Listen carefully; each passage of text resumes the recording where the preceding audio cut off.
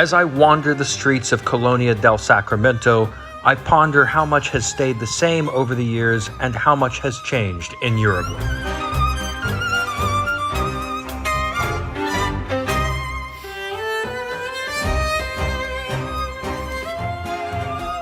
To the untrained eye and ear, Uruguay is a quiet backwater.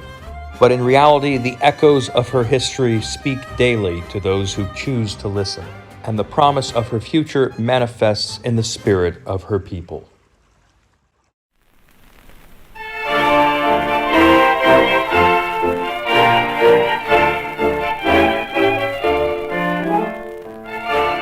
The first naval battle of World War II took place in the Rio de la Plata, the main waterway dividing Argentina from Uruguay. Plata means silver in Spanish, and the conquistadors named it so because they thought there might be, well, a jackpot hidden somewhere in the hills of Argentina or Uruguay. They were wrong. But from the time of Magellan to the famed Whitbread race around the world in 1989 to 1990, Uruguay has always served as a place of strategic importance for naval vessels, as well as adventurous sailors. The country is of such strategic importance that the CIA even intervened during the Cold War to fund anti-communist elements which were responsible for one or two atrocities. But in recent years, that tint of darkness has been overcome by the brightness of modernization. And today, Uruguay, Argentina's little brother, is more vibrant than ever.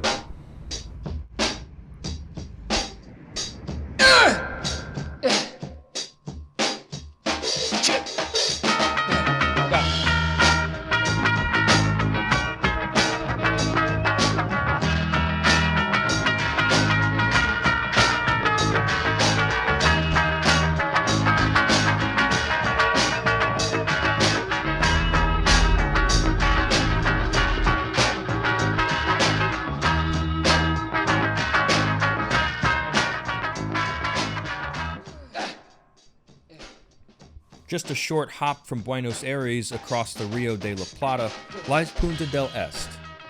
Beautiful beaches, boats, and the best luxury resorts in Uruguay dot the coastline of this city that enjoys a reputation as the country's Miami Beach. In recent years, Punta del Este has gained renown for being a regional sailing mecca, both in Uruguay and South America as a whole, as well as the presence of one of the region's foremost yacht clubs. Y que pasabas muy solo, pensando en tu vida.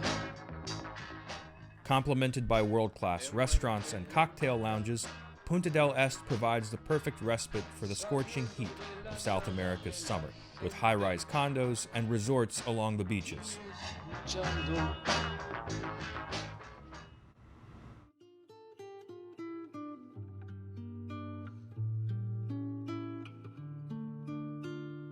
Among the cultural attractions most frequented by locals and visitors alike, the Casa Pueblo Museum, constructed in 1960 by famous Uruguayan artist Carlos Páez Vilaro, a luminary member of Uruguay's Group of Eight modernist movement.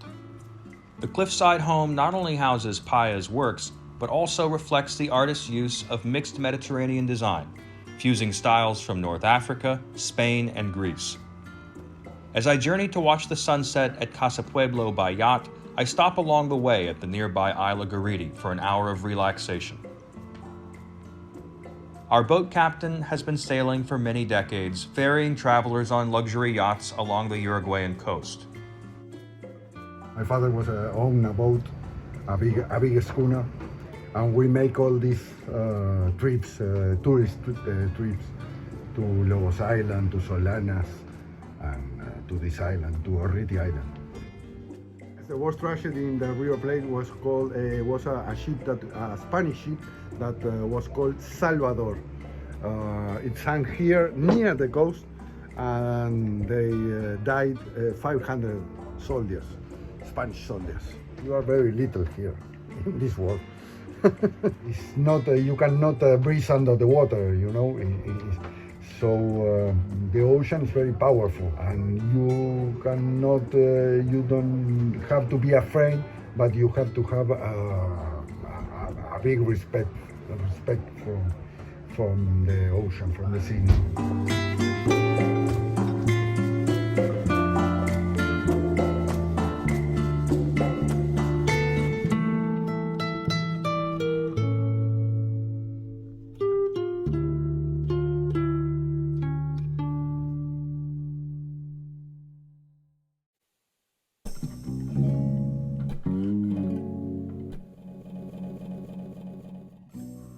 In the evening, Punta del Este comes alive with a vivid tapestry of nightlife and fine dining. Local favorite Perillada La Cava features a traditional slate of Uruguayan meats with a rustic yet metropolitan twist. A carnivore's paradise, the restaurant's meat tasting for two is composed of the country's most succulent cuts of pork, veal, fatty picana, and rack of lamb, accompanied by sweet potatoes, hot peppers, and of course, a bottle of delicious red wine. In this case, a Cabernet Sauvignon from Uruguayan winemaker Jimenez Mendez.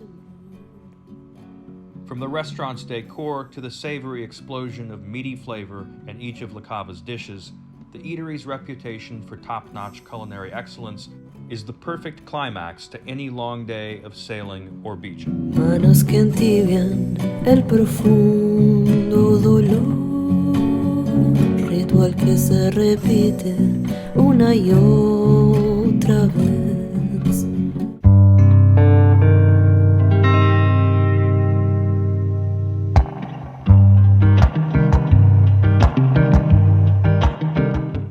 I am the vine, and ye are the branches, saith the Lord. And even if you're not religious, like me, you can take that one step further and relate it to Argentina and Uruguay. Just because Argentina happens to be better known for wine doesn't mean her little brother is any less significant. And no better evidence exists of Uruguay's burgeoning wine industry than the Garzón winery. The vineyard was originally planned to be an olive farm, but quickly transformed into a winery. The property now boasts of over 5,000 acres of vines. But Uruguay's premier winery isn't just a mecca for lovers of the vine, it also happens to be a major gastronomic center in the country. Famed culinary genius Francis Mallmann once served as the top chef here at Garzón's restaurant. Although he has moved on, the current chef gave me a tour of the kitchen. A lot of us are not very good at coping with stress, but here you're going to have a difficult time coping with the savory delights that enter your mouth, explosions of flavor. It's like the 4th of July, but on your taste buds. And don't get me started on the tenderness of the steak. And what better to pair that juicy, fatty steak with than a delicious salad and a glass of wine right from the vineyard. I was curious to find out the scope and the depth and the diversity of wines that they actually had at this winery, so I sat down with the restaurant's head sommelier, Pablo Castro, to learn more about it.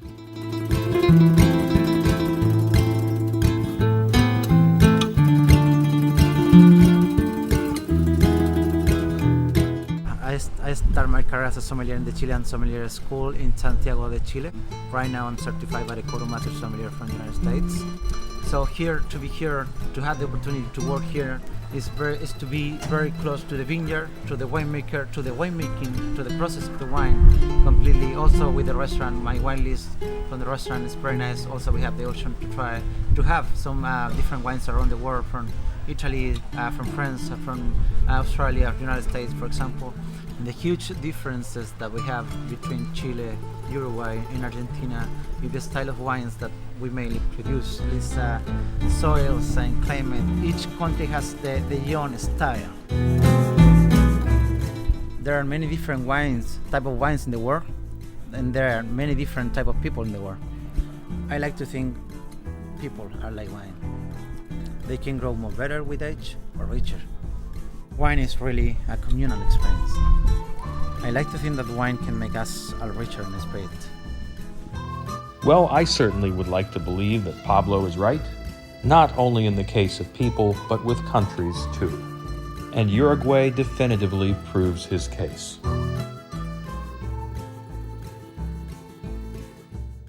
Bien, Opa. Tomá. Toca lo que quieras. Tenemos el primer invitado de la noche.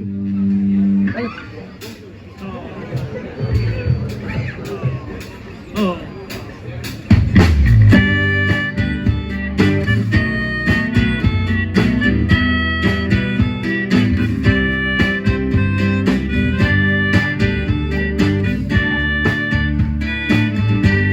Mira, perro, mira, perro. Flaca.